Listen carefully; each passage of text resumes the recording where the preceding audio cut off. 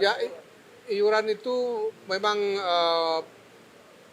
dibutuhkan karena yang akan dilakukan adalah satu agenda ya dengan pembiayaan besar-besaran untuk Gaza itu.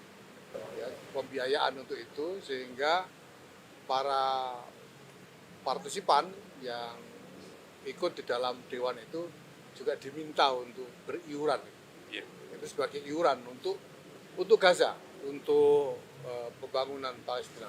Ya. Ya tadi beberapa pertanyaan disampaikan oleh para peserta, para tokoh pimpinan ormas, termasuk tentang bagaimana menjaga keselamatan rakyat Palestina yang ada di Gaza sekarang ini. Dan Presiden sudah memberi penjelasan tadi, kita nanti akan berpartisipasi dengan mengirimkan pasukan perdamaian yang tugas absolutnya adalah melindungi rakyat Palestina. Kenapa? Ya, iuran itu memang dibutuhkan karena yang akan dilakukan adalah satu agenda ya dengan pembiayaan besar-besaran untuk Gaza itu. Ya, sehingga memang dibutuhkan semacam mobilisasi pembiayaan untuk itu sehingga para partisipan yang ikut di dalam dewan itu juga diminta untuk beriuran. Ya. Itu sebagai iuran untuk Gaza, untuk pembangunan Palestina. Ya.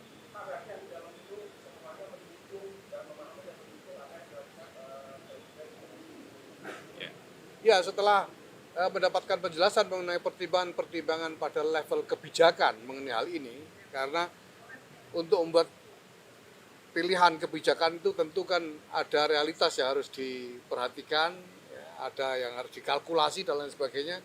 Dan tadi Presiden menjelaskan secara ekstensif sekali hal-hal yang perlu dipertimbangkan itu, dan saya kira semua yang hadir memahami dan bisa menerima dan bahkan mempercayakan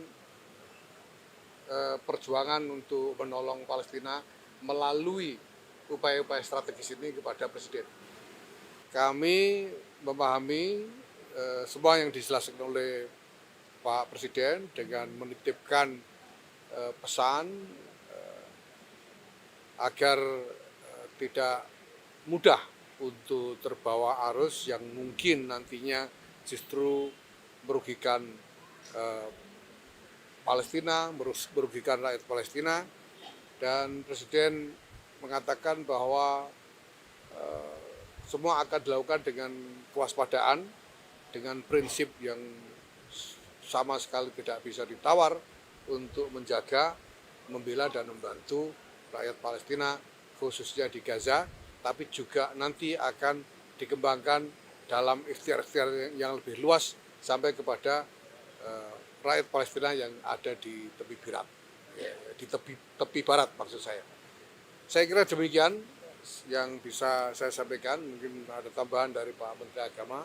Di samping juga tadi dijelaskan banyak hal juga tentang masalah-masalah domestik, dan Presiden kemudian juga menyetujui bahwa perlu ada semacam upaya konsolidasi, sekurang-kurangnya komunikasi yang lebih kuat antara Presiden dengan pimpinan ormas Islam maupun tokoh-tokoh Islam yang ada, dan nanti akan dibicarakan mekanisme yang bisa dibuat untuk melakukan itu. Terima kasih, silakan Pak Menteri kalau ada tambahan. Menteri aja.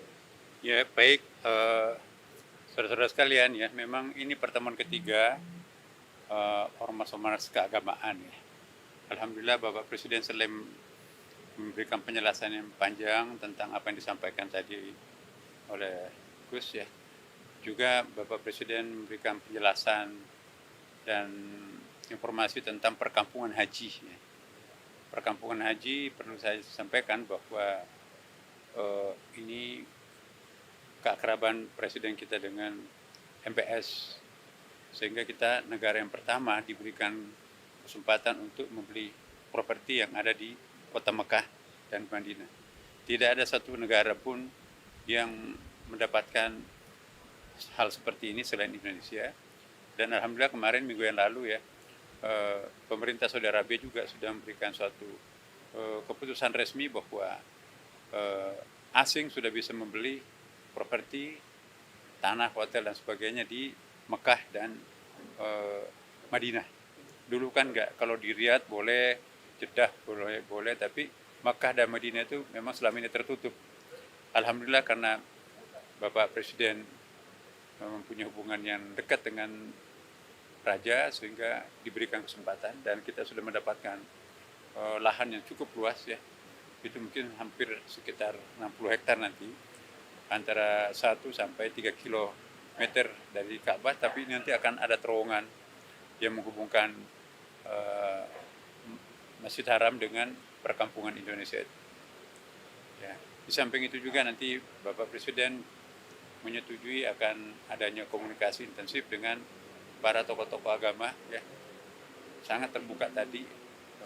Presiden juga kelihatan sangat menikmati diskusi dengan pimpinan-pimpinan keagamaan, ya, terutama para para ulama pimpinan pondok pesantren tadi.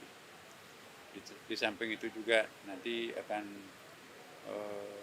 ada pengembangan LPDU, Lembaga Pemberdayaan Dana Umat, ya, pundi-pundi keumatan pada masing-masing agama itu juga nanti mungkin akan ada semacam sentuhan-sentuhan manajemen dari para profesional, sehingga dengan demikian efisiensi efektif akan kita himpun dana-dana umat itu sendiri untuk mereka sendiri. Saya kira itu yang paling penting tadi. Terima kasih, saya kira ya. Terima kasih, cukup ya.